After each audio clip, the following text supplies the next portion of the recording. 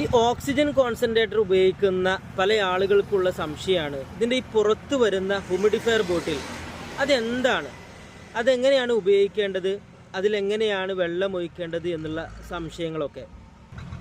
Oxygen കോൺസെൻട്രേറ്ററിലൂടെ വരുന്ന oxygen dry ആയിരിക്കും. ഇത് നമ്മുടെ തൊണ്ടയിലൂടെ കടന്നു പോവുക വഴി അവിടെ വരണ്ട് തൊണ്ടയിൽ മുറിവ് വരാൻ പലപ്പോഴും ഇത് കാരണമാവാറുണ്ട്. എന്നാൽ പല ആളുകൾക്കും ഇത്തരത്തിലുള്ള പ്രശ്നങ്ങൾ ഉണ്ടാവാറില്ല. പല ഹോസ്പിറ്റലുകളിലും ഹ്യൂമിഡിഫയർ ബോട്ടിൽ ഇല്ലാതെ ഡയറക്റ്റ് തന്നെയാണ് ഓക്സിജൻ കൊടുക്കുന്നത്.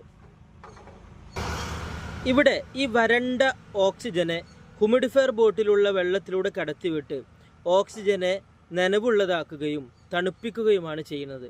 ഇത്തരത്തിലുള്ള ഓക്സിജൻ തൊണ്ടയിലൂടെ കടത്തിവിടുമ്പോൾ ഇത്തരത്തിലുള്ള പ്രശ്നങ്ങൾക്കുള്ള സൊല്യൂഷനായി അത് മാറുകയും ചെയ്യുന്നു. ഇനി ഇതിൽ ഏത് തരത്തിലുള്ള വെള്ളമാണ് ഒഴിക്കേണ്ടത്? ശുദ്ധമായ വെള്ളമാണ് ഇതിൽ ഒഴിക്കേണ്ടത്.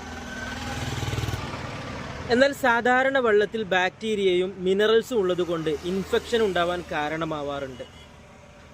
തിളപ്പിച്ചാറിയ വെള്ളമാണെങ്കിൽ അതിൽ ബാക്ടീരിയ ഇല്ലെങ്കിലും മിനറൽസ് ഉണ്ടാവാൻ, അതുകൊണ്ട് തന്നെ അതിലൂടെ ഇൻഫെക്ഷൻ ഉണ്ടാവാനും കാരണമാവും. ഡിസ്റ്റിൽഡ് വാട്ടറാണ് ഏറ്റവും ഇതിന് അനുയോജ്യം. ഇനി നമ്മൾ ശ്രദ്ധിക്കേണ്ടത്, ഇതിലേക്ക് വെള്ളം ഒഴിക്കുമ്പോൾ